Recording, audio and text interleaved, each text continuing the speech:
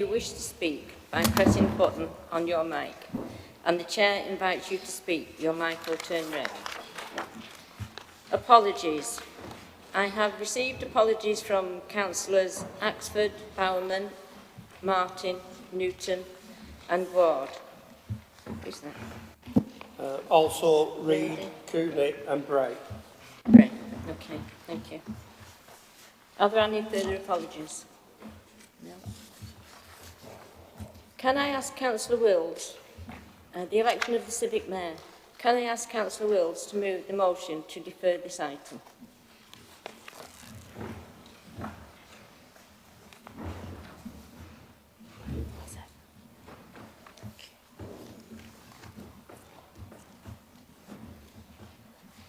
Okay, thank you.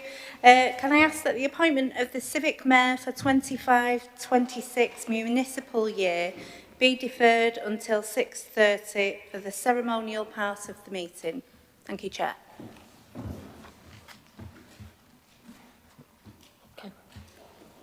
Can I ask Councillor McLaren to second the proposal? I second that proposal. All those in favour, please show. The motion is carried. Can I ask Councillor Wills to move the proposal of the appointment of the Chair of Council Business? Thank you. Can I ask that Councillor Kitchen be appointed Chair of Council Business for 25-26 municipal year? Can I ask Councillor McLaren to second the motion? I second that motion. All those in favour, please show. Thank you. The motion is carried. Sorry, Members and officers, please stand as the Civic Mayor leads the council chamber to this road.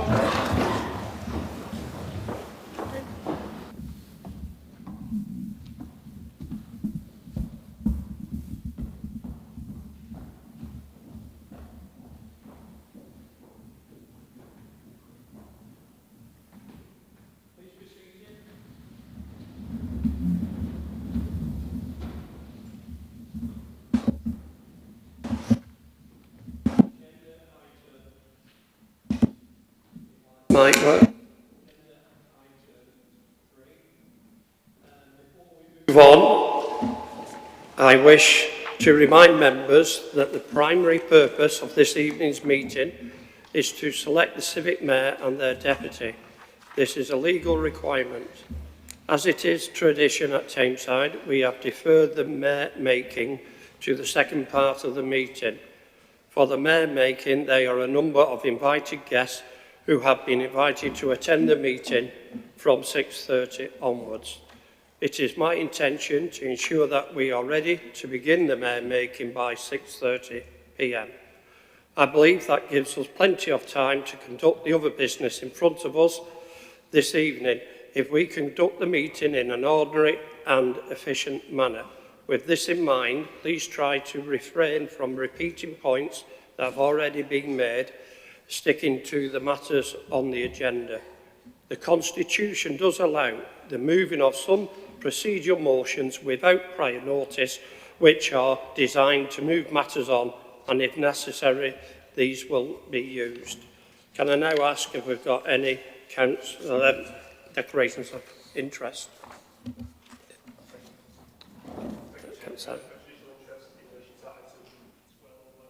St Thomas More, RC College. Thank you. We'll now move on to the next item. Sorry, John. It's the Homeless Strategy on the volunteer at Greystones. Right, thank you. We're now going on to agenda item 4, which is the council minutes. Councillor Wills. Can I ask that we move the minutes of the extraordinary council meetings held on the 4th of March, that they're approved as a correct record? Thank you. Councillor McLaren, to second. Yeah, I'd like to second that. Does everybody agree that they're a correct record and you wish me to sign those minutes? Thank you. We'll move on then to agenda item 5, which is appointment of the executive leader. Councillor McLaren. Yeah, that the Councillor Eleanor Wills be appointed executive leader of the council. Councillor Sharif. Thank you. No other nominations? No. All those in favour, please show. Thank you. Now move on to agenda item 6, which is the scrutiny transformation proposals. I'm going to move them from the chair, including the 16 recommendations contained. I'm not going to read them out. They are in the report. Councillor Smith to second the motion. Thanks, Chair. I'd be pleased to second the motion. And I'd just like to add what a positive move this is in improving the scrutiny function and giving all members the opportunity to contribute to the success of the council and provide improved services to all our residents. I am sure I can count on the support of members in the chamber tonight. Thank you, Chair. Thank you. Any questions or comments on those? No questions or comments on agenda item 6 then. Are all those in favour, please show. Thank you. It's carried. Agenda item 7 is amendments to Constitution. Councillor Wills.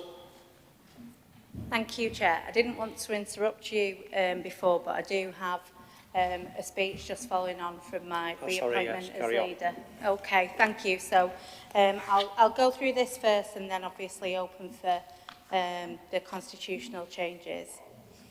Members and officers of the council, as is traditional at this meeting of full council, I wanted to begin by thanking our outgoing Civic Mayor, Councillor Betty Affleck, and her deputy, Councillor Shibley Allen, for their work representing Tameside over the past year. They've both worked tirelessly and given a fantastic contribution as our civic representatives, raising money for significant charities and being at the heart of our communities. It now falls to Councillor Shibley Allen to take on the most important of roles as the Civic Mayor for 2025. No, it should be from after the appointment of the leader. Thank you. Continue, please. Since being elected to the council in 2019, Councillor Allen has been a tireless champion for the residents of Hyde Werneth. She has also served as the Deputy Chair of the Health and Adult Social Care Scrutiny Panel, been a member of the Speakers Panel for Licensing and South Strategic Neighbourhood Forum, and a trustee of the Hyde War Memorial and Millennium Park. Her chosen charities for the year will be Willowwood Hospice, Hyde Bangladeshi Welfare Association and Our Kids' Eyes. I have no doubt that, aided by her deputy, Councillor Helen Bowden, and her husband and consort, Mr Mohammed Karul Alam, she will be an exemplary representative for Tameside and its communities. At the last full council, where we set a strong budget, I said I wanted to see a council that is seen to strive to make things better every day. I acknowledged our amazing staff and reflected that over 75% of our workforce are Tameside residents. It's been a focus for the first 6 months of my leadership that we create stability for those staff and show them how valued they are and what valuable work they do. In recent weeks and months, I've been along and visited some of our teams and seen firsthand some of the amazing work they do, which positively improves the lives of our residents. I visited our welfare rights team very recently and heard from a few residents firsthand about the help they'd received, having money put back in their pockets at a time of great need, finding out about entitlements they had no knowledge of prior to their visit with the team. At Tameside Council, we positively impact lives every day. In Tameside, we currently look after around 1,000 elderly residents in social care. We offer additional support to over 3,100 people in their own homes, ensuring they can remain living independently at home, because it is the right thing to do. Over 600 children are currently being cared for. Over 2,300 new mothers were contacted in the last 12 months to offer them help and advice. We have emptied over 11 million bins this year. Tameside is the best performing council in the North West for enforcement against fly tipping. This year, we have had over 200,000 visits to our local libraries. We've supported over 8,000 residents with housing advice. We've maintained 26,000 lights, 48,000 road gullies, maintained 26 parks, 37 playgrounds, 32 sport pitches, and pruned over 35,000 trees around the authority. These are just some of the services that this council provides our residents day in and day out. I felt it important to highlight some of those here this evening to try and convey just how hard this council works for its residents. And we must accept nothing less than being ambitious for everybody in Tameside. I truly believe we have the skills, resources and people to turn that ambition into reality. Growth will be the tool that we use to fight the scourges of poverty, inequality and hopelessness. Not just growth as an end in itself, growth with a clear progressive purpose, growth that puts money back into people's pockets and security into their lives. Tonight, I want to tell you how we're beginning to do just that. First and foremost, we now have successfully launched the Strategic Growth Unit. Their one and only purpose is to deliver our major growth and development programme in an inclusive way that benefits residents and businesses of the authority. The growth programme is ambitious for our place and our residents, and I expect the same level of ambition to be shared by our public and private sector partners. We are already on this journey with planning in place for a high-quality garden village at Godley Green, revitalise public spaces for community enjoyment at Ashton Market Square, Stalybridge Civic Hall, Hyde, Droylsden and much more. I'm excited that all our 9 towns will have a clear growth plan in place. These plans will acknowledge the uniqueness of those places. I introduced Stalybridge Street Fest to our authority back in 2021. And I feel immensely proud how well it's been received year on year. I'm proud when I see our community coming together, enjoying and celebrating their town, their neighbourhood and their community. But Street Fest is not just an event in isolation. It's brought business growth and regeneration as an after effect of its success and shows the difference ambition and vision can have. I want to emulate that ambition and vision across all our 9 towns and ensure that our town centres thrive and speak to the communities that they represent. I'm an enthusiastic advocate for the borough at the Greater Manchester level, and I know that as a significant player we can secure our fair share of support and investment to benefit Tameside. I'm an enthusiastic advocate for the borough at the Greater Manchester level, and I know that as a significant player we can ensure our fair share of support and investment to benefit Tameside. We already benefit from £100 million of investment from other public sources, and I'm working hard to ensure investment continues to flow into Tameside. I know how important growth is and how important it is to stimulate interest and investment into the borough. I decided to attend MIPIM in March this year, alongside all the other 9 boroughs within Greater Manchester. MIPIM is an international real estate conference with over 23,000 property investors.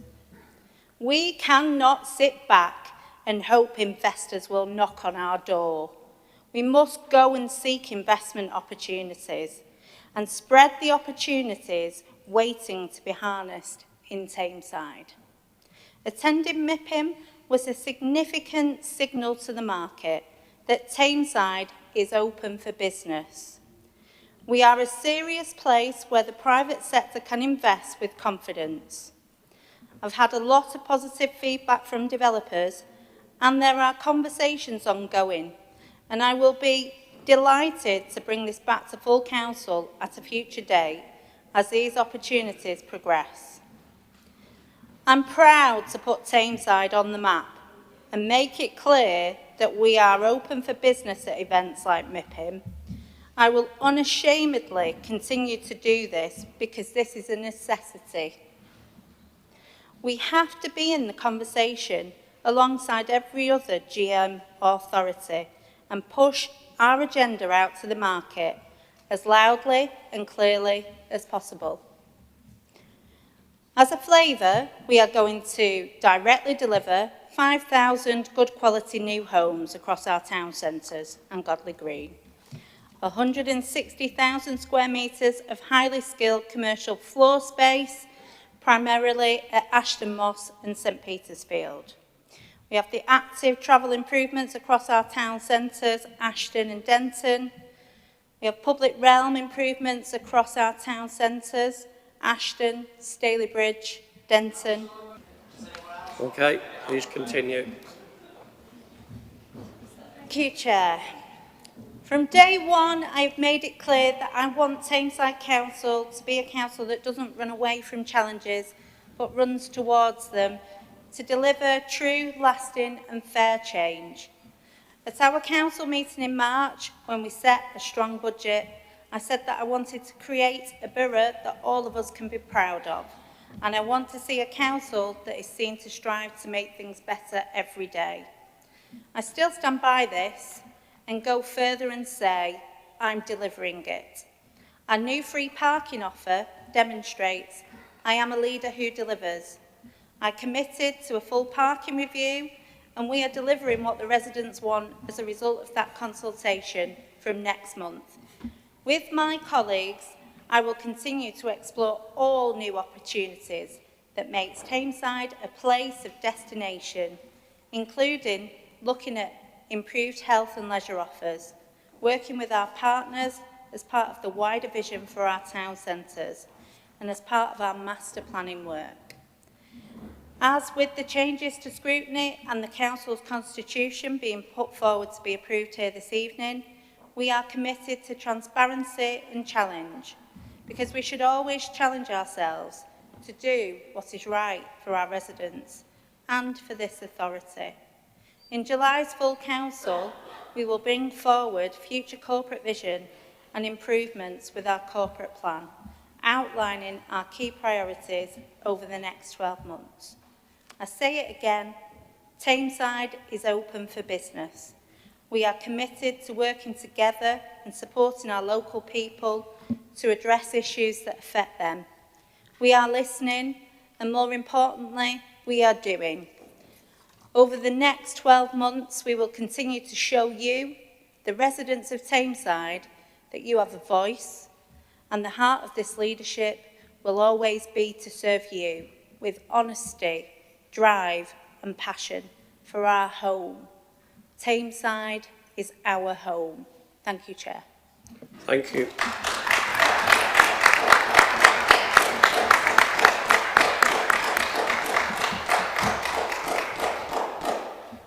Can I ask the Executive Leader to move item 7, please?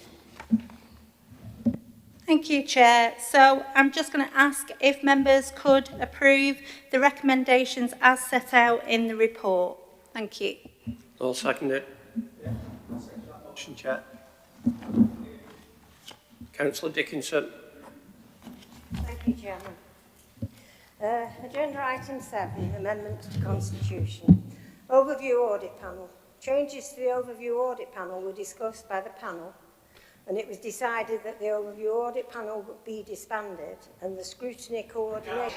Changes to the Overview Audit Panel were discussed by the panel, and it was decided that the overview audit panel be disbanded and the scrutiny coordination function be undertaken by the Scrutiny Coordination and Strategic Improvements, I've got to be careful saying all this, Improvement Scrutiny Panel. Unlike overview audit, the loss of the strategic planning and capital monitoring has never been discussed by members of this panel, or anyone else as far as I can gather. And I'd like to know behind which closed doors and for what reasons was this decision made. If you're going to disband a highly functioning committee, there has to be some pretty good reason. There has been a Finance and Capital Monitoring Committee from as far back as the late Councillor Oldham being leader. The strategic planning part only came in when the late Councillor Quinn took over as leader, and I completely agree with the report that this part of the committee could be adequately performed by the Speaker's panel planning. The Finance and Capital is a very different story.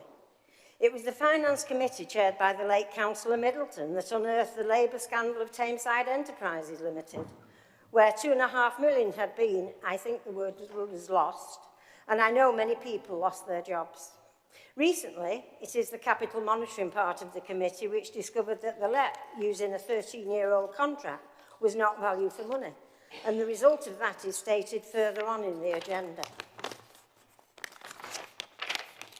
Councillors could see at a glance if budgets were running on target or overspent, likely to overspend and make proposals to correct the situation.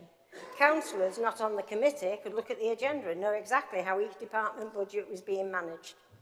In December, when the Cabinet Deputy for Strategic Vision, Councillor Claire Reid, stood up and said how different this council was going to be with openness and transparency, and the leader has just repeated that, we would all know what was going on. Well, neither I nor my group knew that the Finance Committee was being taken back to Exec Cabinet, where no opposition or backbencher has any say whatsoever, so much for openness and transparency. Similarly with asset management, not a word said about that.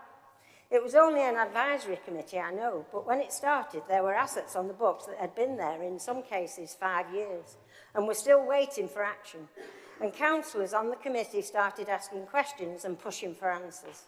So we went from the council capital revenue going up by 756,000 in 4 years to it going up by 2.5 million in 18 months. I think there should be a full report on strategic planning and capital monitoring and the reasons why it was disbanded, not just 5 lines at 2.15. It makes finance a closed shop to all but the Cabinet, and I'd like it minuted that on this item the Conservative group will be voting against these two committees being disbanded until there has been a full report as to why and the benefits not just as stated in order to streamline the decision-making process. The other items we will accept. Thank you. Thank you. Councillor Billington. Thank you. And before I start, if anyone wants to interrupt me, I'm quite proudly a member of the pension fund myself. I think it's great that we invest in the British defence industries who help support Billington, our allies. I did ask at the beginning of the meeting that you stick to the council agenda. That's fine. So, I agree with Councillor Dickinson. Scrapping strategic planning and capital monitoring is completely wrong. To me, it signals that the leader lacks confidence in the Cabinet Member for Finance and resources to deliver. If they're running from scrutiny, it hardly reflects the openness and transparency the leader likes to profess. On the issue of scrapping announcements, I'm in agreement that they should be scrapped. Members do not need a monologue from the leader portraying herself as a martyr at every meeting. At the last meeting, she spoke of the supposed sacrifices she makes, despite receiving an allowance of over £70,000 a year. She lamented the difficulty of leaving her children at home, and yet just a week later, she flew off to Cannes at the taxpayer's expense. Strangely, Councillor Billington, do not personally attack other councillors in this chamber. I'm not being personal. Yes, you are. You are being personal. I wasn't being personal. I was stating facts. If you wish to disagree, that's your belief. Personal. Now, if you continue in that vein, I'm going to move on to the next speaker. Okay? Stick to the agenda. Okay. So I digress. Announcements were never democratic. They allowed the executive to spout their propaganda without any right of reply from the rest of this chamber. I do welcome the fact that members will now be able to respond, but I must ask, is 7 minutes really enough? We are told this change is to save time, yet Tameside already holds the shortest council meetings in Greater Manchester. We also only meet 5 times a year, one of the lowest frequencies in the area, whilst being the second highest paid councillors in the region. The public rightly expect more. And considering the current state of affairs in children's services, is 7 minutes really long enough to cover topics like these? So finally, I would like the leader to clarify, will Cabinet announcements now be published in the minutes ahead of council meetings? If backbenchers are expected to submit their questions 3 days in advance, is it not only fair that we're afforded the same preparation time, especially if the Cabinet have officer-written responses at the ready? Thank you. Thank you, Councillor Colleen Khan. Chair, it's just a quick, I support what Councillor Wills is saying around growth in St Peter's and across Tameside.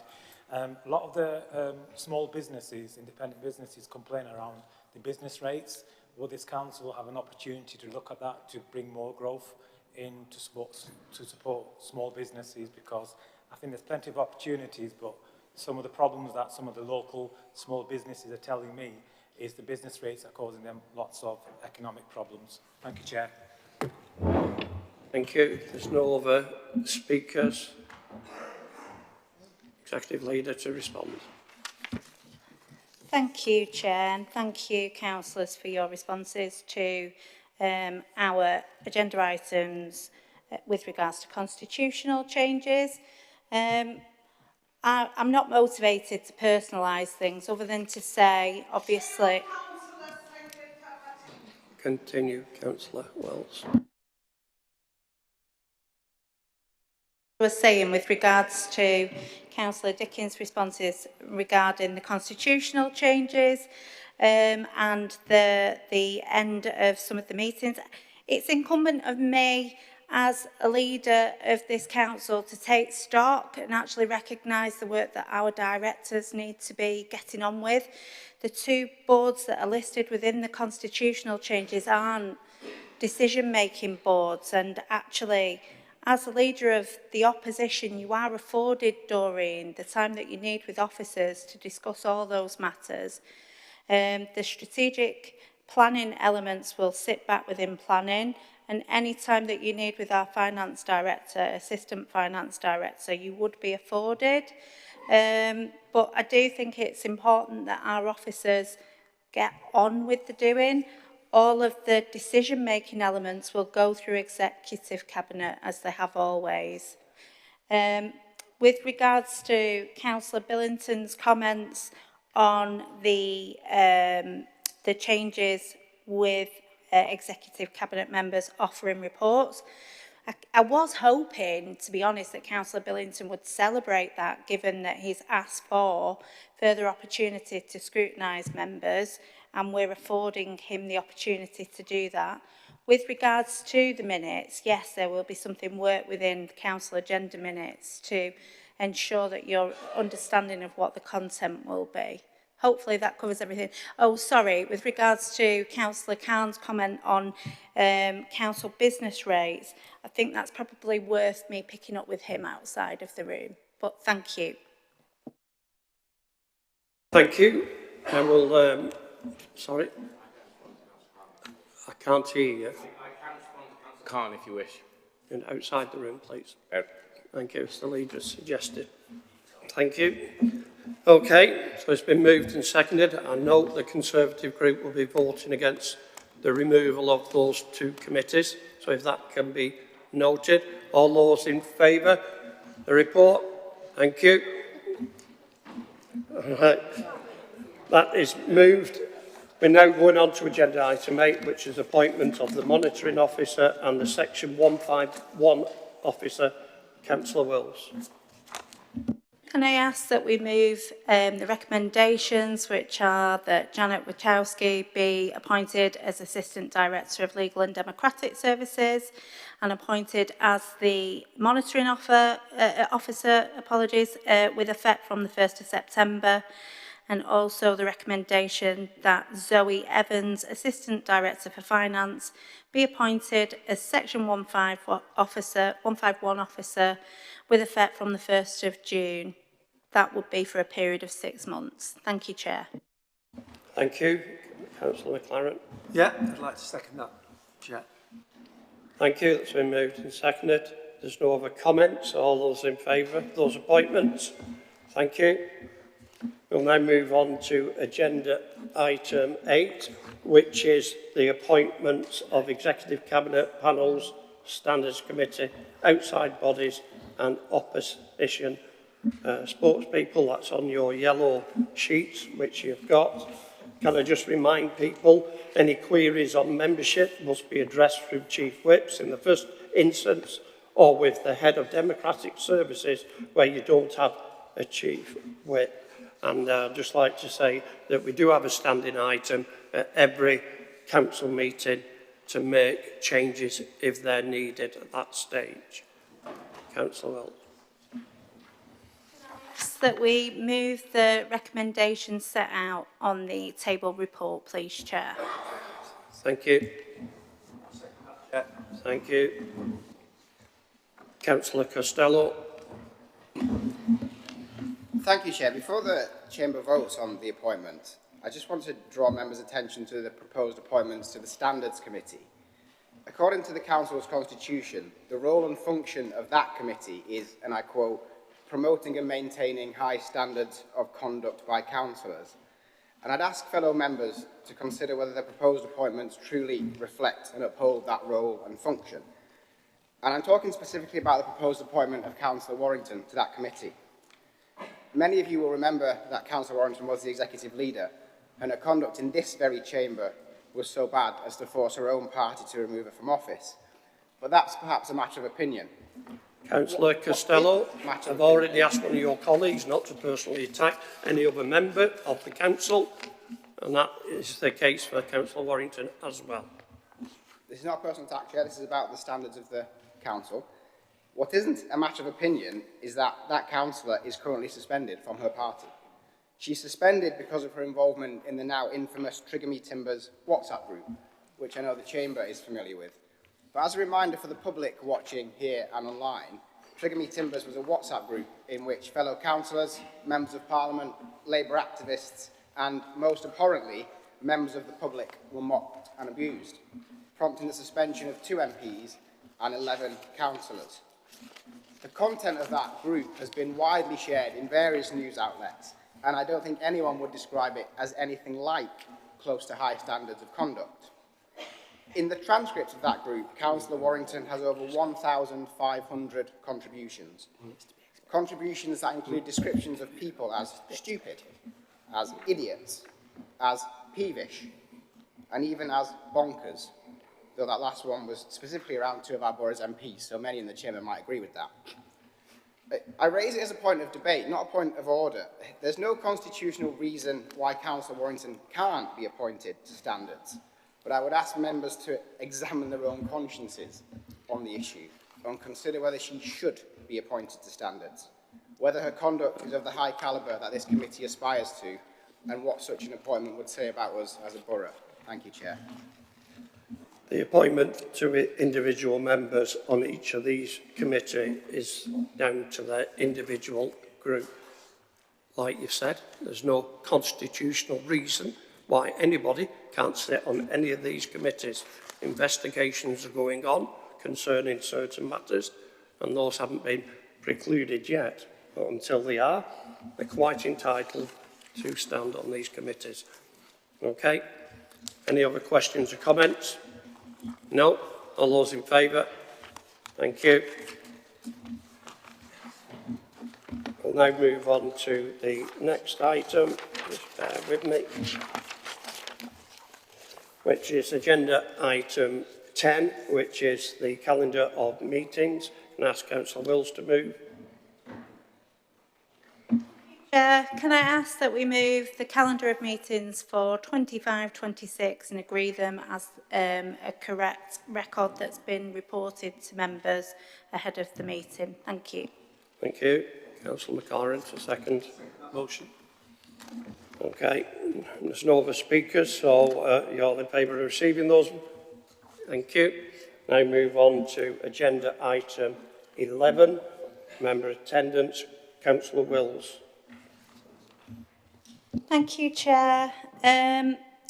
So we're asking today that we can move the recommendations that Councillor Joyce Bowerman's non-attendance at the meeting of this authority be extended due to her ill health currently, and that we agree on the extension of a period that ends on the 2nd of December 2025. Don't want to go into too much personal detail, but Joyce has been a loyal, long-standing serving councillor of this council and is currently unwell, and I think that I'm sure I share everybody's sentiments when we wish her well, and obviously I'm putting this motion forward today to ensure that she has the time to convalesce. Thank you, Chair. Thank you. Councillor McLaren. I'll second that motion, and I look forward to Councillor Bowman coming back and return. Thank you. Agenda item 11, where we were discussing the serious illness of one of our members. To be interrupted at that point makes you wonder, doesn't it? All those in favour then of that motion? Thank you. We'll now move on to agenda item 12, which is the Executive Cabinet meetings held on the 26th of March, 23rd of April, 13th of May. Councillor Wells to make. Just to ask that those minutes are moved, please, Chair. Thank you. Are those seconded? Yeah, I'll second that, Chair. Thank you. Councillor Billington. Thank you, Chair. I'd like to refer to the Executive Cabinet meeting held on the 26th of March, specifically regarding the Strategic Growth Unit. I do welcome the fact that the Council is now taking growth more seriously. I recall Councillor Sweeton stating at a previous Council meeting that the Council rejected a bid from Rolls-Royce to build a factory on Ashton Moss. Imagine what you could have done for the borough, creating aspiration amongst our young people to pursue highly paid engineering apprenticeships. To me, this all feels like the Council is playing catch-up. You haven't received the windfall you were expecting from a Labour government, and now you're scrambling to raise the revenue to cover the shortfall. It's a shame that Labour's mantra has long been to keep people under the thumb and under the control of the state. You don't want people to succeed, perhaps out of fear that if they do well, they may no longer vote Labour. This social engineering experiment, the result of 45 years of Labour control of this council, has destroyed lives and extinguished hope for too many of our residents. I'd also like to address the council's contributions to GMCA quangos, such as Marketing Manchester and Midas. Can the Cabinet Member for Growth confirm what actual investment Midas and Marketing Manchester have brought to Tameside, other than the leaders' tickets to Cannes? Given that the Mayor, Andy Burnham, has increased his precept by over 300% since being elected, have the residents of Tameside truly seen a return on their investment? And I'd like to turn to Executive Cabinet meeting on 23rd of April and the Strategic Homeless Policy Review. I read in a GMCA presentation that 52% of new homelessness in Greater Manchester involves asylum seekers leaving hotel accommodation. Can the Council assure that the residents of Tameside that they'll be prioritised over foreign nationals when it comes to housing? Finally, on procurement and the restructuring of facilities management, the Conservative group welcomes this change. Both myself and Councillor Dickinson have raised concerns in this chamber about the local educational partnership, enterprise partnership, not delivering value for money. The contracts for High Swimming Pool and Stalybridge Civic Hall, which went millions of pounds over budget, must be thoroughly investigated. I hope that the leader, in her stated drive for transparency, will report back to this council on those matters. Thank you. Thank you. Councillor Chadwick. Thank you, Chair. I rise in respect to the parking review 23rd of April 2025 and the exec minutes. First of all, I'd like to thank Councillor Homer for keeping Councillor Dickinson and I fully informed and engaged throughout this parking review. Free parking incentives are crucial for boosting local trade, and we are pleased to see this new Labour administration finally adopt our long-standing policy of 2 hours free parking, a proposal that we have championed for over a decade and ignored by past administrations. While it's unfortunate that businesses and residents have endured setbacks due to past poor decisions by councillors no longer in this chamber, this step is a recognition of what we have argued all along. Town centre accessibility strengthens economic growth. Now we must ensure successful implementation to maximise its impact for our local businesses across all of our town centres. Thank you. Councillor Coburn. Thank you, Chair. It's the Exec Cabinet Minutes, item 139, the Greater Manchester Local Nature Recovery Strategy. While I welcome the Council's involvement in the Greater Manchester Local Nature Recovery Strategy, the LNRS, and the need to halt and reverse the decline in biodiversity across the region, I must highlight a glaring contradiction between the aims of this strategy and ongoing local development plans, particularly the proposal to build 2,150 houses on Greenbelt land in Godley. The Environment Act 2021 and the LNRS are intended to guide us towards restoring and protecting our natural habitats, supporting species recovery and enhancing green infrastructure. However, removing Greenbelt land, which currently serves as a vital refuge for wildlife, directly undermines these objectives. Greenbelt land is important for wildlife, clean air and local green spaces, and once it's built on, it's gone for good, and so is the nature that depends on it. You can't claim to be helping nature recover while at the same time destroying natural land and building on it. If the Council are serious about tackling the loss of biodiversity and making space for nature to thrive, they need to stop approving large developments on Greenbelt land. As the LNRS progresses towards final publication, it is imperative that the Council's actions match their stated intentions. Nature recovery cannot be a side note while irreversible decisions are being made elsewhere. The Council must safeguard against creeping urban sprawl and ensure responsible growth protects both our environment and local heritage. Are we pursuing sustainability or simply yielding to developer interests? The Council should make this clear when responding to the final version of the LNRS, and that any response to the GMCA regarding this includes a clear statement of opposition to large-scale greenbelt development such as Godley Green, which is fundamentally at odds with the aims of the LNRS and the Environmental Act itself. Thank you, Chair. Thank you. Councillor Sweeton.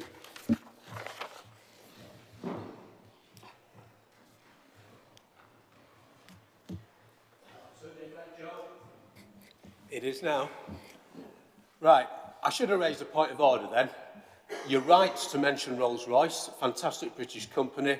You are completely wrong with what I said. Councillor Sweeton, will you refer to the chair? So, thank you. Shall I tell everybody and reiterate, because I can remember what it was? I picked up the Ashton Moss once again, and I had it about 3-4 years previous, and no progress had been made. Absolute frustration. During that time, Brompton Cycles had come and inquired about land availability, and Rolls-Royce had come to inquire about land availability.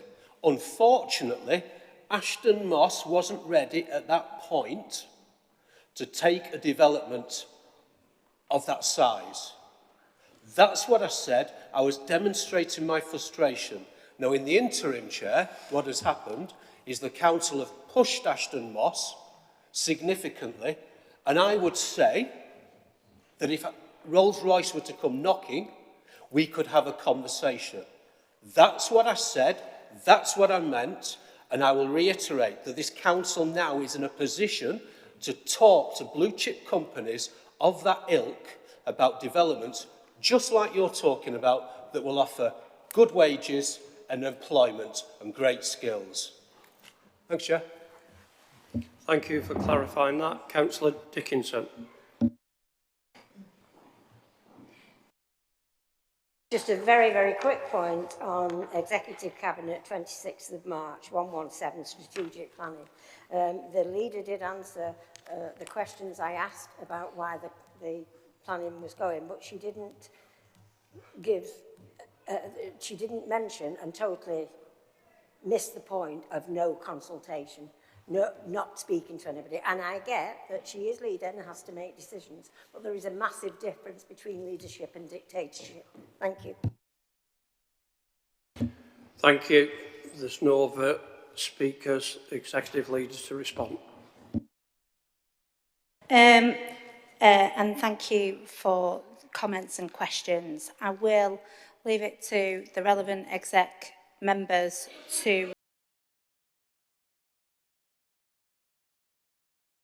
I'm moving back to the agenda item 12. Before I ask the executive leader to sum up, Councillor McLaren, you wanted to speak? Go on. Yeah. Am I okay to come in first, Chair?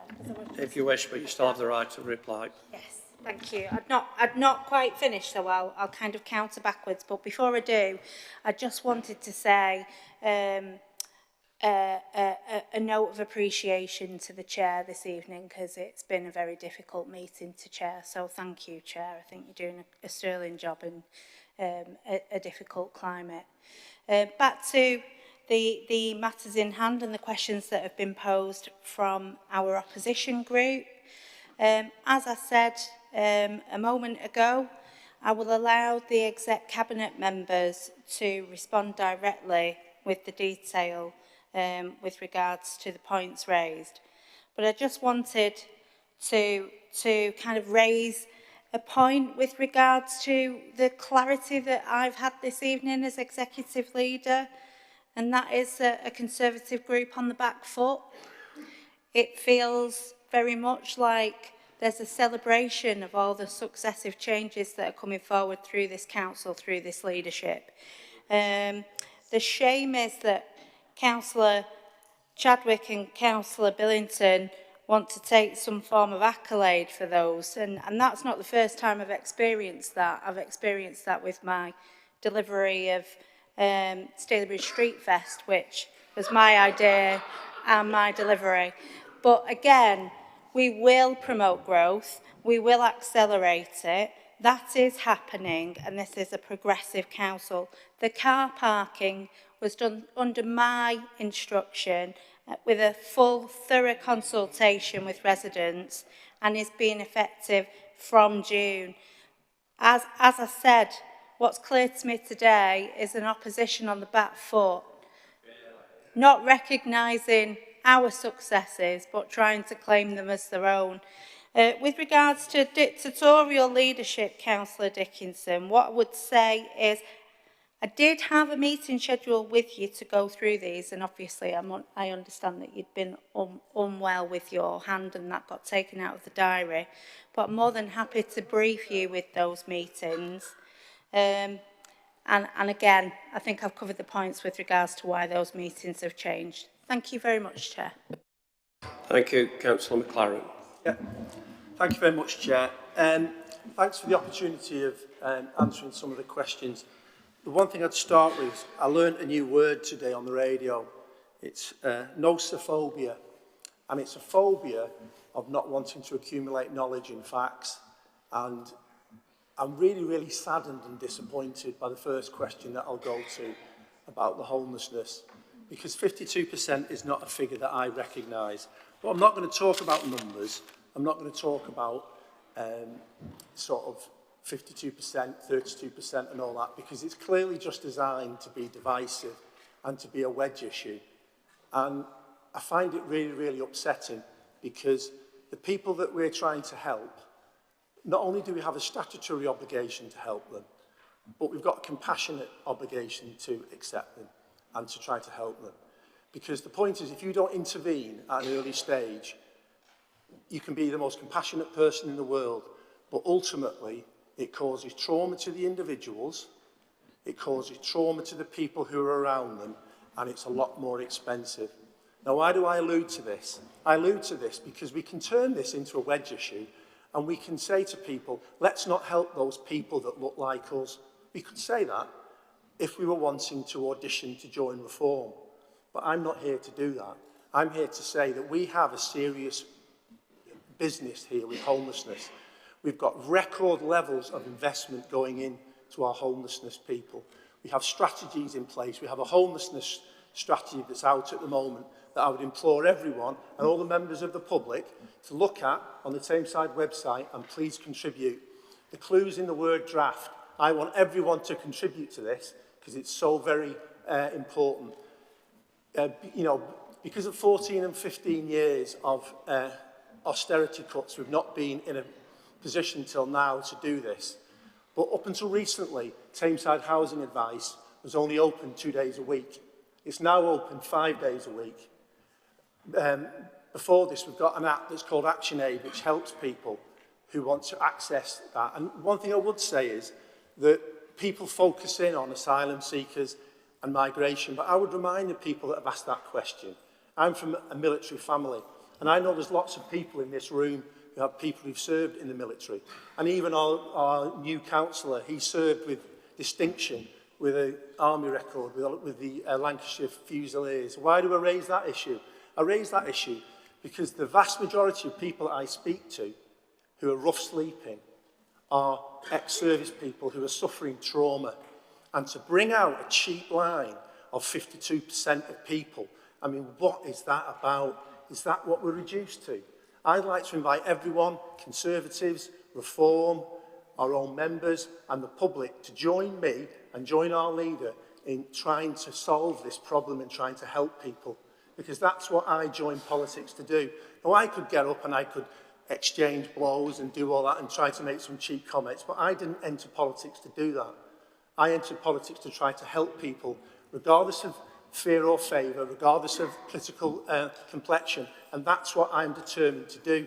And the strategy to do that, it's in the local development plan that we discussed last night, HMOs, homelessness, it's all in there. There's a homelessness strategy coming out, and on the back of that, there's going to be a tenancy strategy, 1 minute, and there's going to be an allocation strategy to help people, and that's what I'm focusing in on. The other one I wanted to talk about very briefly is the growth agenda. This issue that the opposition have with Councillor Wills going to Midas, going to Mippin, and you know us dealing with GMCA. It's so important that we invest time with GMCA because this is where the growth is going to come from. It's not going to come from us scrabbling around. It's going to come from big investment from private companies with a private and public partnership. And I'm more than happy to meet any other member, opposition, Reform, Tory, whatever, and I'll sit down with them and I'll talk through the actual plans we want to help people. So thank you. Very quickly, Councillor Roderick, and then I'll move into Councillor Wells. Thank you. Just on the facilities management, it is a really good thing that we are restructuring our contracts. I'm glad that you welcome it because there is a huge swathe of council responsibility that is currently under a single body that is a single point of failure. So we definitely want to get away from that position. You only have to see what happened with Carillion to see what is at risk there. Particularly, it means that we can bring stuff in-house, like our capital project management, which is a good thing, because that's really going to help us driving our growth agenda. And also, as you recognise, it means that we can do competitive procurement, which means we get real value for money out of the market. In terms of, if any member has any concerns about anything that has happened previously, please get in touch, let me know, and we can look at that. Thank you. Councillor Wells, can you sum up? We're coming very near to the cut-off time. I think I did my summary before, Chair, so I won't delay matters. But if there has been anything missed, given the pause that we've had, then we'll happily take those matters outside of this room. But I think we've covered everything that was asked. Thank you. Right, thank you. All those in favour of receiving those minutes? No, you can't. I am not bringing in again and I'm moving. No. Councillor Billington? No, I said. You're not bringing a point of order. Please sit down. Thank you. All those in favour of receiving these minutes, please show. All those in favour? Yeah, nobody against. Thank you. I'm moving on to agenda item 13. I am moving them from the chair. Can I ask the executive leader to second those? Second those, Chair. Thank you. Thank you. I'm going straight to the vote without debate. All those in favour of receiving those? Thank you. We're now moving on to the adjournment. Could I ask Councillor Wills to move that? Or I'm moving it. Councillor McCarran to second it. Thank you. So the meeting is now adjourned till 6:30. Thank you very much. Members and officers, please stand as the Civic Mayor leaves the council chamber.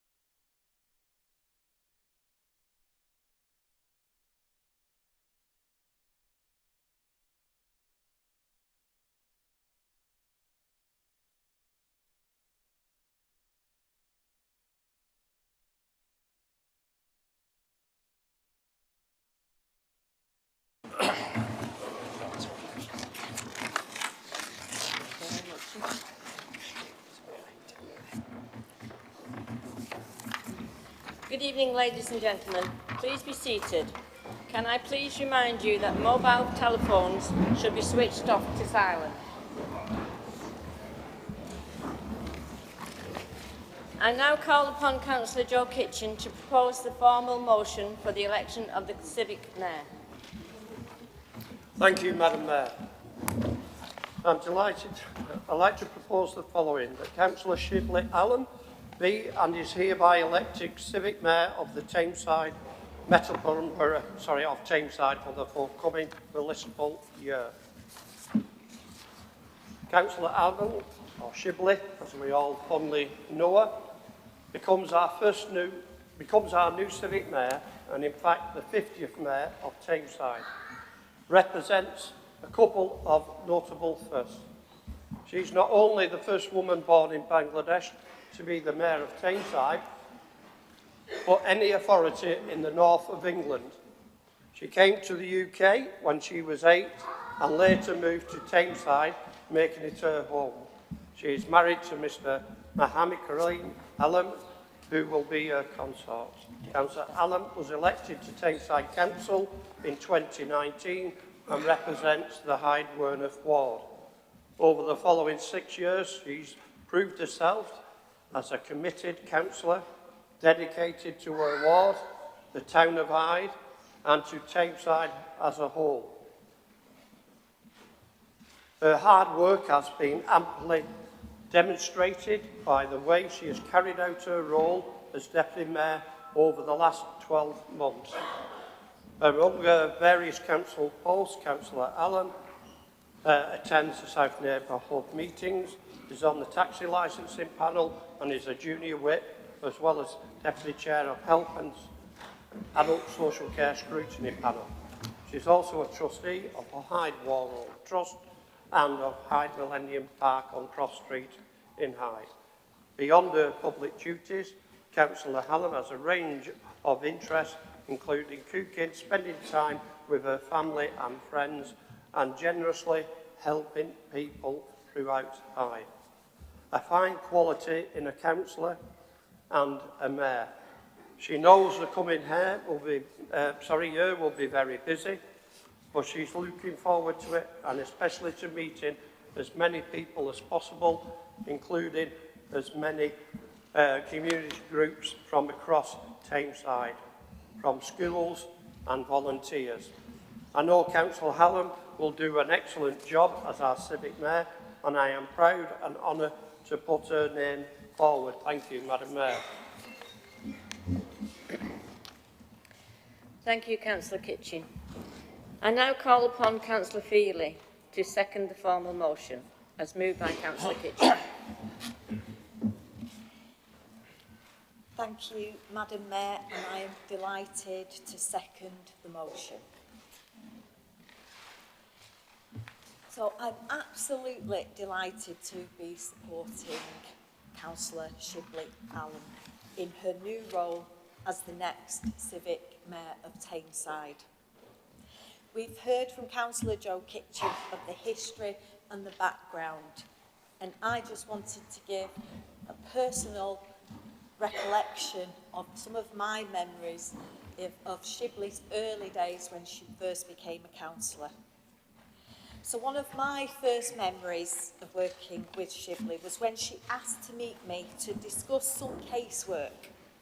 That might not seem an out of the ordinary situation, but I know now that that has become a very regular part of my role.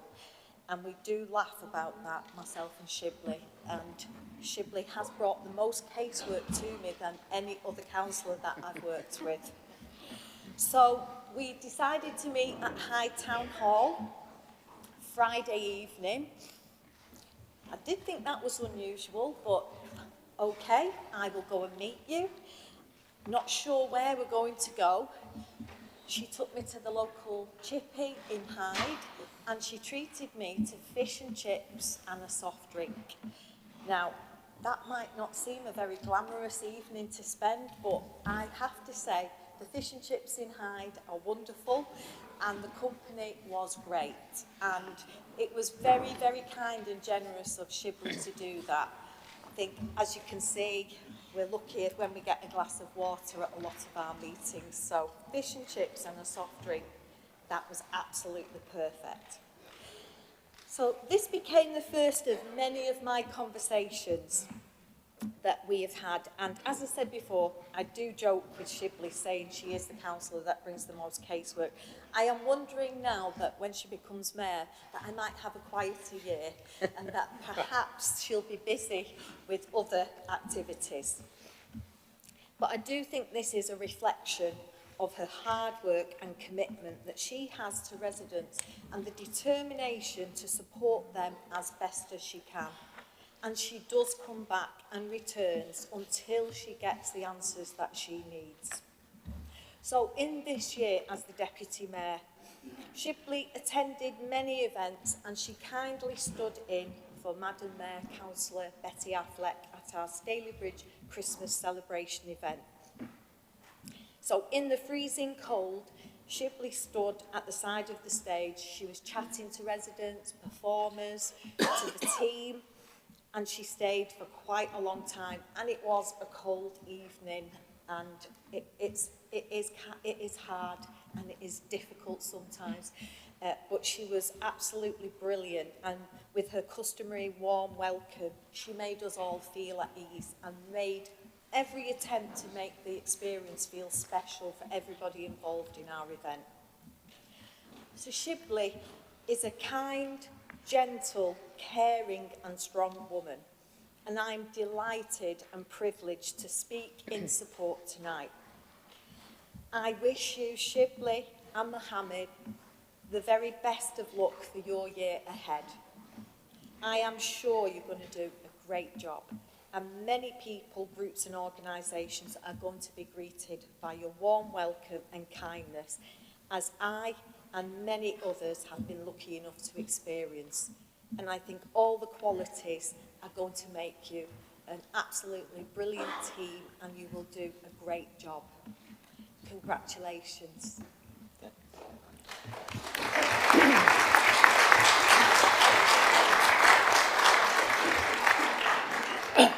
Thank you, Councillor Feely.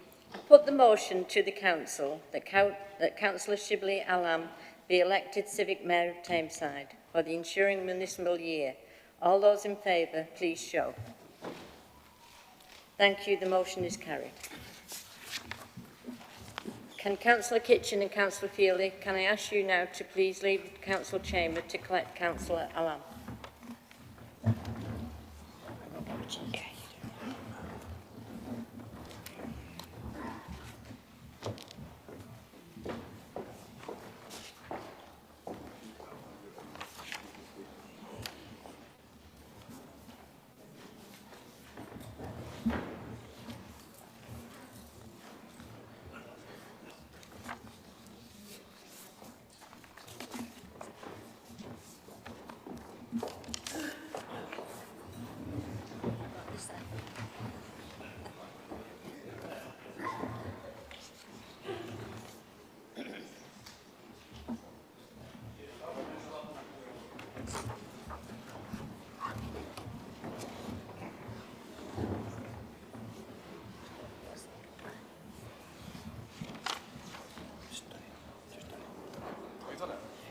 All right, sorry.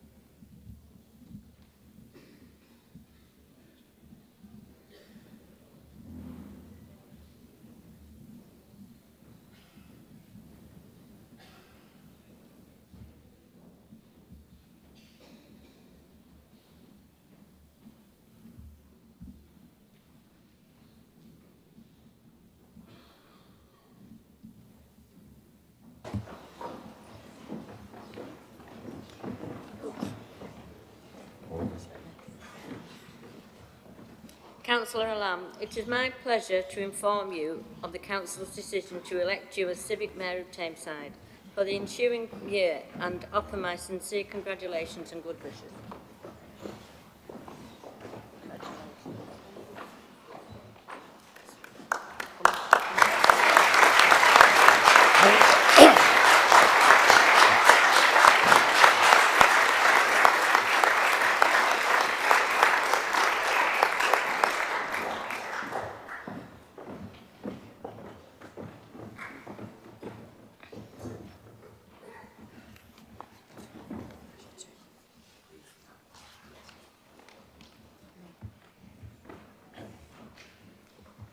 I, Riley Shibley Allen, having been elected to the office of Civic Mayor for Tameside Metropolitan Borough Council, hereby declare that I take the said office upon myself and duly and faithfully fulfill the duties thereof, according to the best of my judgment and ability.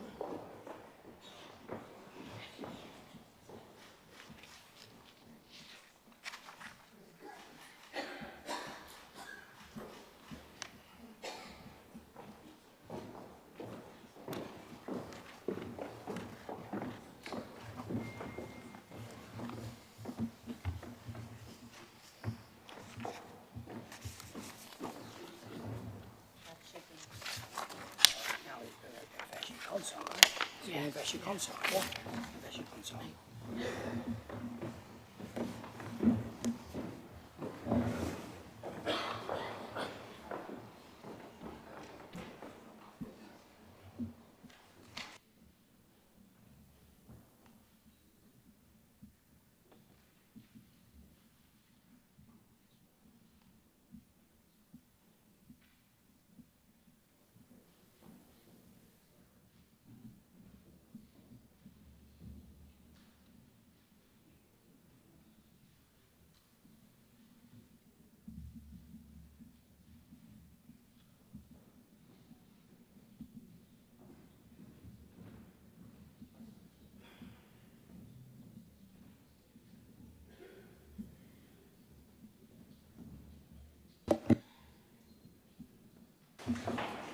Bismillahirrahmanirrahim. Assalamu alaikum and a very good evening to everyone.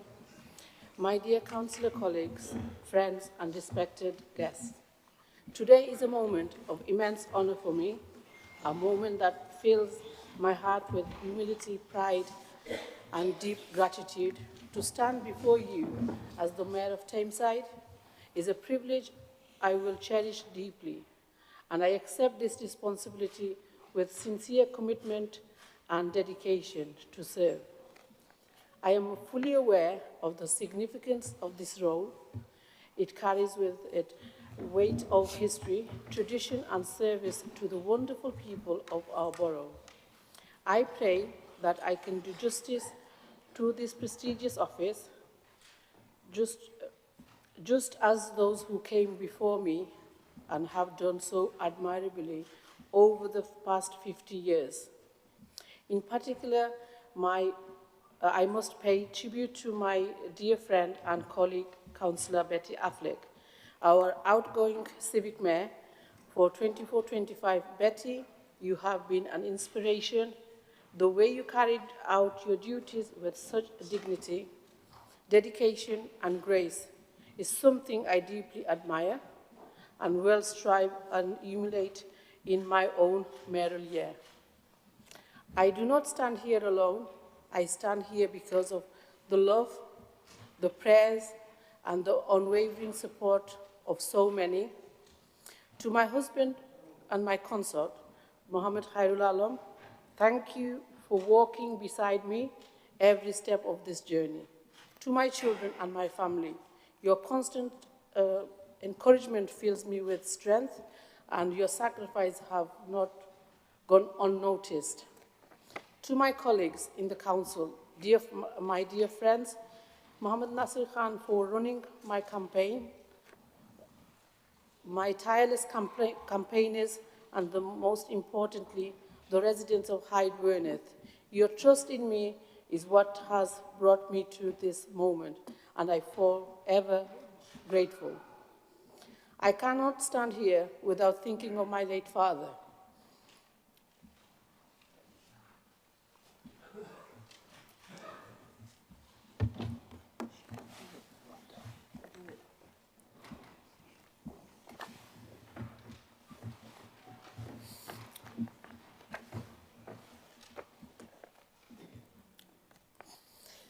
Sorry. So if he were alive today, I know this moment would have filled his heart with no much.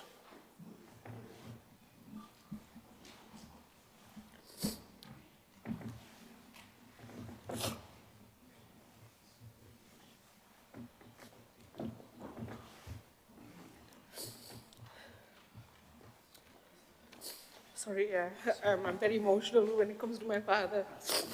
So if he was alive today, I know this moment would have filled his heart with so much joy and pride. I love you deeply. I carry your guidance and values in my heart every single day. To my mother, my Amma, you have been my rock. Your wisdom, your prayers, and your blessings have guided me throughout my life. And I want to say from the depth of my heart that I love you and I pray for your long life and continued good health.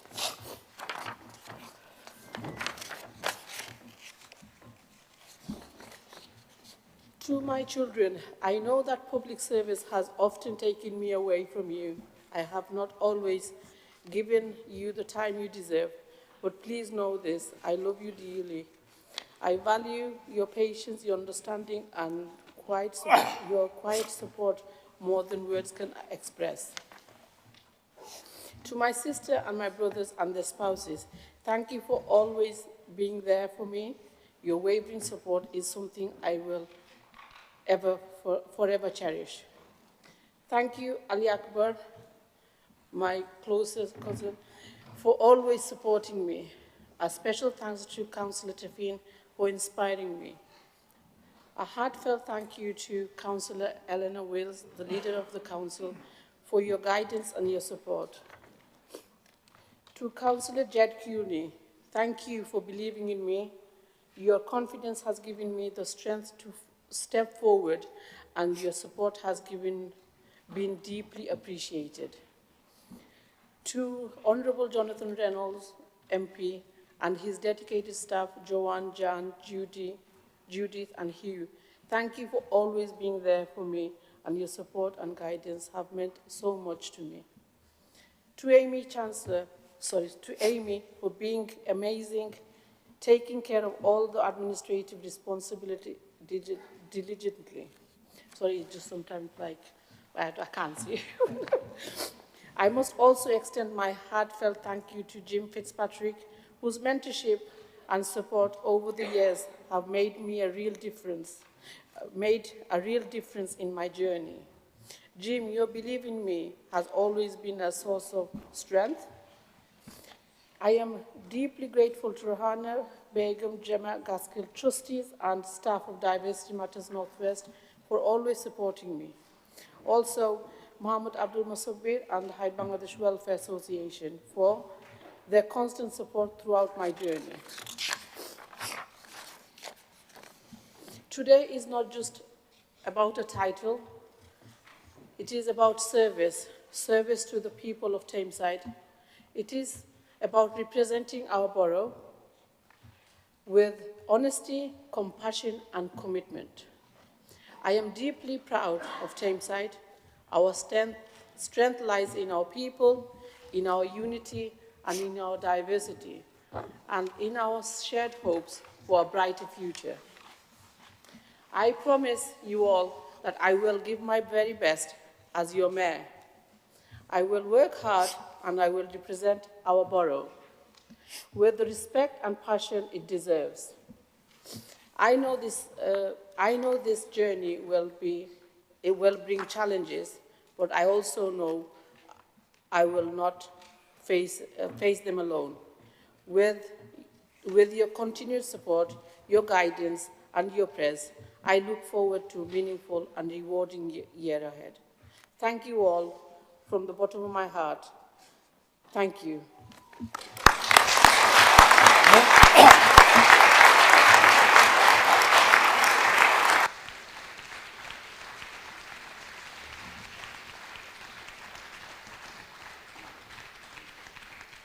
I now call upon Councillor Rodrigues to move the appointment of the Deputy Mayor.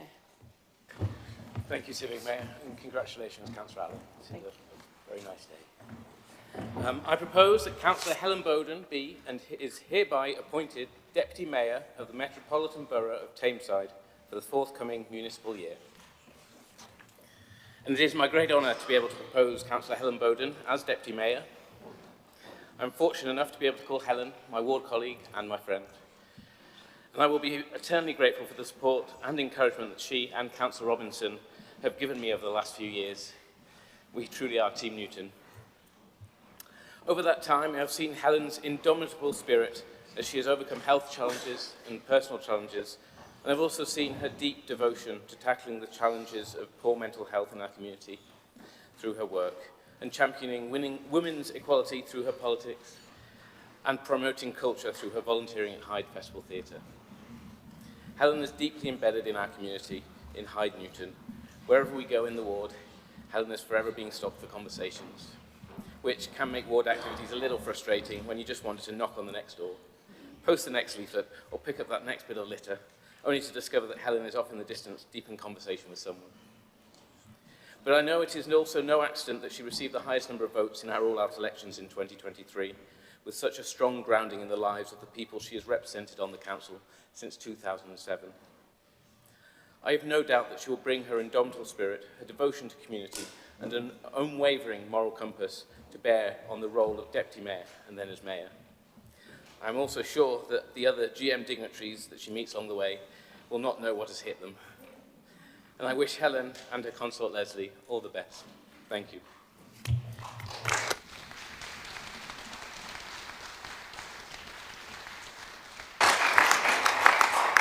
Thank you, Councillor Rodrigues. I now call upon Councillor Robinson to second the formal motion. Thank you, Madam Mayor. It's an honour and a privilege, and I'm delighted to second this proposal. I've known Helen now for 18 years.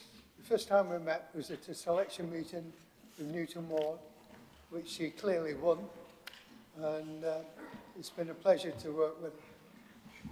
She was brought up in Newton on Oak Street and attended St Paul's School. She's not moved very far in life because she only lives about 800 metres away, opposite the police station in Hyde. Over the years, we've worked a very close relationship, serving our constituents and Thameside in general. And we welcomed with open arms when Hugh was selected at a following selection meeting. Helen is what one of my close friends would call everybody's favourite auntie. She is so devoted and caring, it's unbelievable. And I have a privilege to second this motion. Thank you.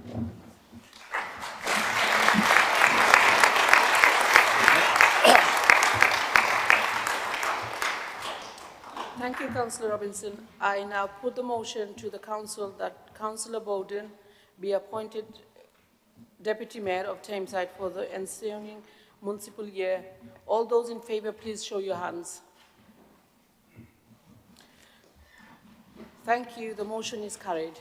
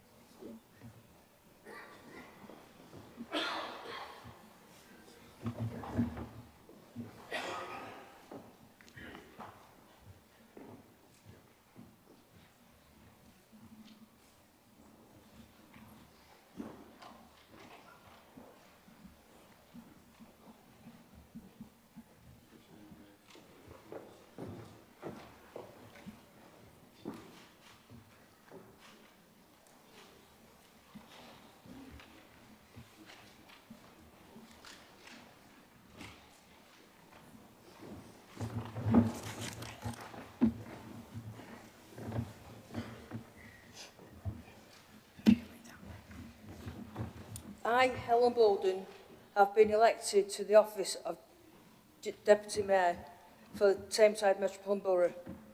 Hereby declare that I take the said office upon myself and will duly and faithfully fulfil the duties thereof, according to the best of my judgment and my ability.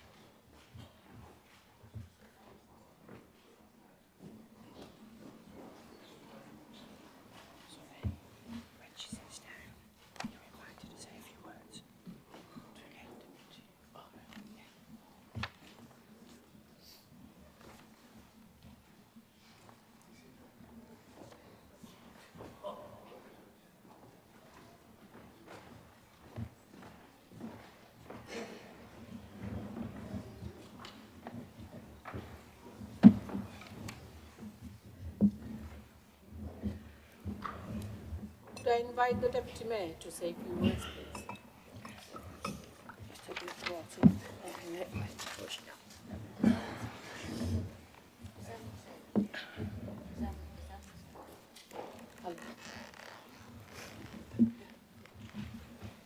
Thank you, Madam Mayor. First of all, it will be an honour and a privilege to serve beside you this next 12 months. Yeah, like Councillor Robinson said, I was brought up in Newton, and I've always said Newton's in my blood. No matter where I go, no matter what I say, I'll always be a Newton person. But saying that, I wasn't born in Newton and I wasn't born in Tameside. I was actually born in London, which, don't hold that against me, it's my mum and dad's fault. But when I was 2, my mum and dad decided to come up to Manchester and like move to Oak Street. And to me, it's the best thing they ever did. Because, like I said, I'm Newton through and through, and I'll fight for Newton, and I'll do the best for Newton. And one thing that I am passionate about, and everybody knows about it, is mental health. And one thing I will do is do my absolute best for anybody with mental health issues. Because it's not a nice thing, it's not good. But I would also like to thank Councillor Roderick and Councillor Bolden, no, it's me, Councillor Robinson for the kind words. And I would also like to thank, in the most deepest, passionate way, Councillor Robinson and his wife, Jill, because without them, I wouldn't be stood here now. And if you ever met Jill, you know she was the most straightest, honest person you could ever meet in your life. Every time I did something wrong, you guaranteed Jill give me a rollicking for it. I didn't mind, because it's made me a better person. It's made me what I am today. And I'd also like to thank a couple of other councillors in this room that has helped me all through the years, like Councillor Lane, Councillor Quinn, they've been my rock, and of course Councillor Sharif. Without you three, I don't know where I'd be, and I certainly wouldn't be stood here now, because your faith in me has made me a stronger person, and I thank you for that from the bottom of my heart. I'd also like to thank me fellow volunteers at Hyde Festival Theatre, because of them standing by me and helping me has helped me to build up my confidence. And again, my heart goes out to you. Whatever any of you ever want, I'm here for you. But the one person I would like to thank the most is obviously my husband. Because without him, he'd see me through a lot of pain and a lot of anger. And I don't know where I'd be.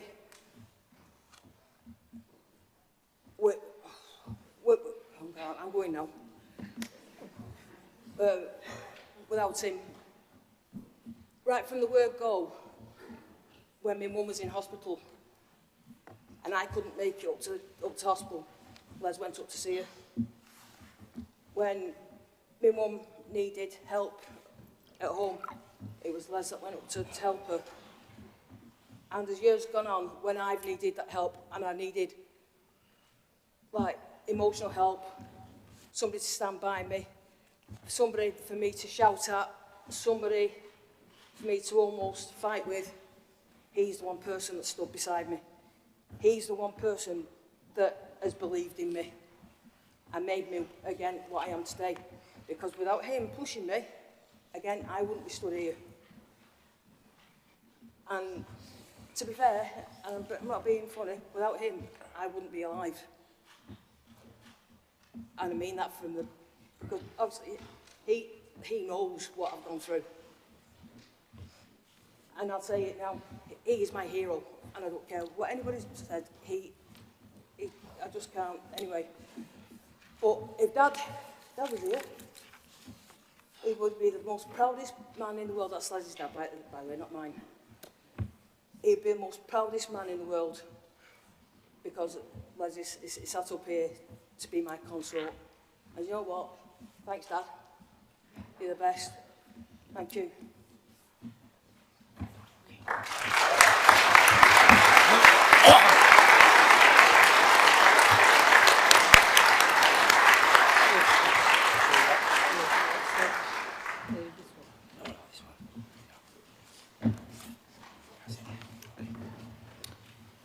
Thank you. It is now my pleasure to proceed a vote of thanks to the retiring Civic Mayor and Consort. I am sure a member will agree that Betty and Declan have worked extremely hard during their year in office. They have conducted their duties with great dignity and have been excellent ambassadors for this authority. I am delighted to move the vote of thanks and to wish them well for the future. I understand Councillor McLaren is to second this vote of thanks. Yeah, I'll keep it mercifully brief, but I didn't really know Betty and Declan before you became mayor, and it's been absolutely fantastic to see the work you've done. You've been around all the wards, you've been to St Michael's ward on a number of occasions. But what I particularly enjoy, because I was born in Scotland from Scots-Irish parents, I'm very proud of my Irish heritage, and the Mayor's Ball was fantastic. It had to be the most Irish menu that I've ever seen. It was absolutely brilliant. And I wasn't brave enough to take part in the Ceilidh, the practicing of the Ceilidh dancing, but it was absolutely fantastic. And, you know, from the bottom of my heart, it's been a real privilege to watch you both operate. And the dedication it takes, I couldn't do what you've done for the last 12 months with the intensity of what you've done. So thank you so much indeed. It's been an honour. Thank you.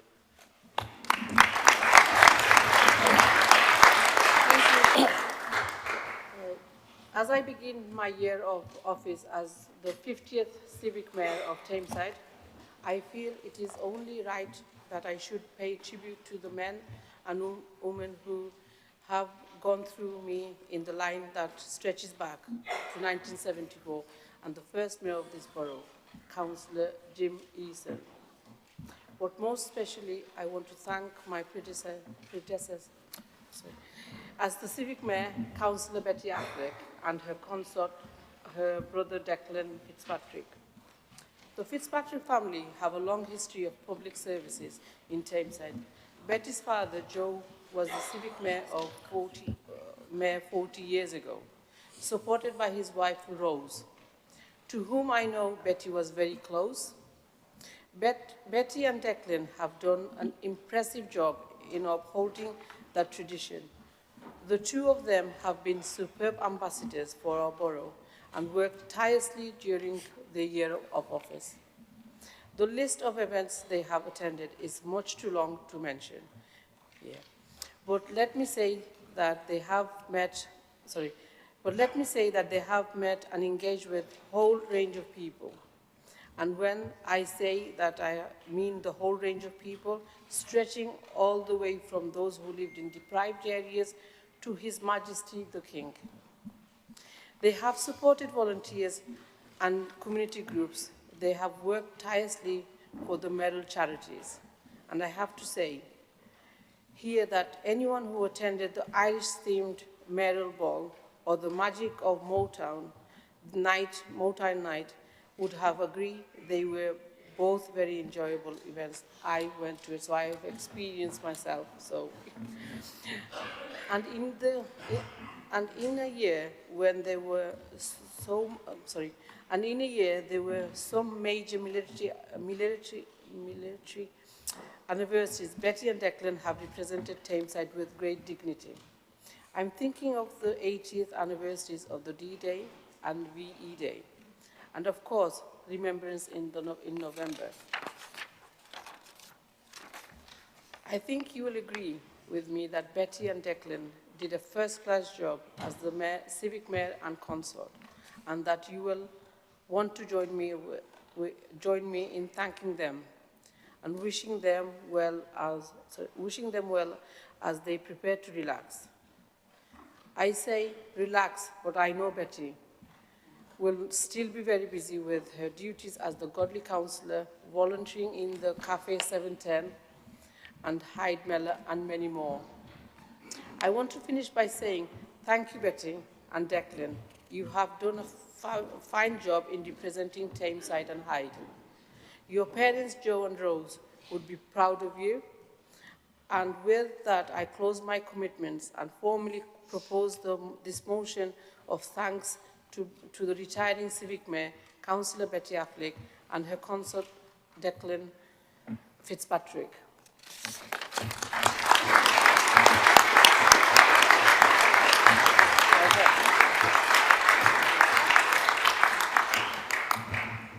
On behalf of the Council, it is my pleasure to present the retiring Civic Mayor and consort with the medallion and a certificate in recognition of their work, their year in office, and as a thank you for their hard work and loyal service. I therefore ask Betty and Declan to step forward to receive these gifts.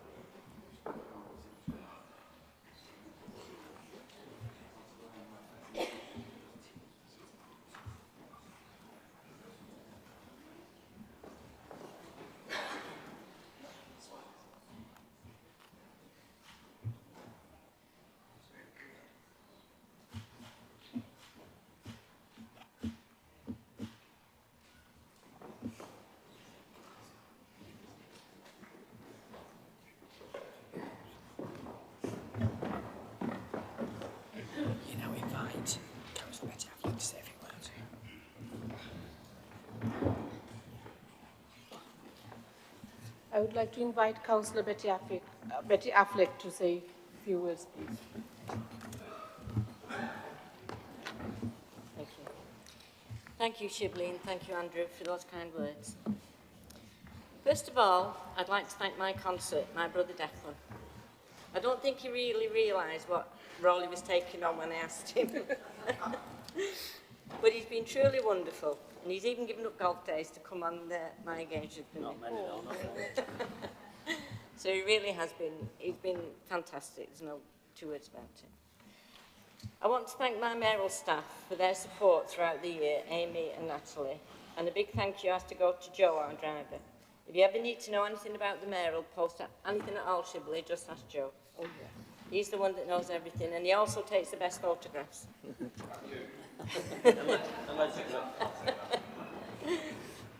A big thank you also has to go to the staff here at the Town Hall for all their hard work throughout the year with parlour visits and also with my ball, which was, as Andrew said, a great success. It's been a privilege and an honour to represent Tameside as its Civic Mayor. I wish everybody had the opportunity to visit the array of community groups we have in Tameside, to see the fantastic work our volunteers carry out every day. I was really very proud to attend Gorton Monastery, where 8 Tameside community groups received the King's Award. The last few weeks have been really very busy. We've attended several VE engagements, had a lovely boat trip down the canal, attended concerts at the Bridgewater Hall and Manchester Cathedral. Very proud to open the new facilities at Tameside College and we were back at the college last week for the passing out parade of the cadets. We attended the garden party at the Buckingham Palace and we had a chat with the King. And my last engagement as Mayor was to present my 3 charities with over £12,000 that we raised during our year. I've absolutely loved going into the schools. You meet dedicated teachers and see the great work our children are producing. And I love to speak to the children, because they're the ones who always ask the best questions, such as, am I very, very rich? Do I live in that big house in Duckingfield, meaning the town hall? And is my chain bulletproof? But some of the best highlights have been attending the colleges. Tameside Sixth Form College, Clarendon, Beaufort Road, Tameside 1. Between them, they house absolute superb facilities, giving our young people the best chance to progress in whatever they choose to do. We've attended the Community Fund Awards, which are always great fun, and attended the King's Awards, which always produce great stories from our young people. In this job, you get to meet so many people, and so many nice people. I don't think we've ever met anybody. I think we met one person, didn't we, Declan, who was just one, who was awkward. But apart from that, everybody else we've met have been so nice.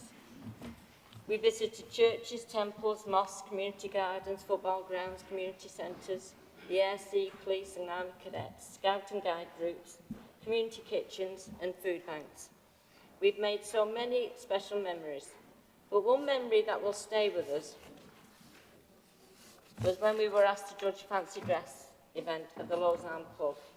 Some of the costumes were fabulous, and as we entered, the girl behind the bar said, "Wow, your costume looks really good. You look just like the mayor." And I said, "No, I am the mayor." So she said, "Oh, are you really? Oh, well, come in, have a photograph." So things like that have happened. We also met 2 lovely ladies at a community group in Ashton, and we spoke to them for about 5 minutes. They were lovely ladies, and as they walked away, I heard one say to the other, "Do you know, they're just like ordinary people, those two, aren't they?" So, Tameside is a fantastic place to be a mayor, and it's also a fantastic place to live. It's got great people, friendly people, and it's just a joy to be here. So, all I can say is we've had an absolute fantastic year, and we'll have loads of good memories to take with us. So it's over to you now, Shibley, you and Alan. So the best of everything I can wish for you going forward, and I hope you have a great time. Thank you very much.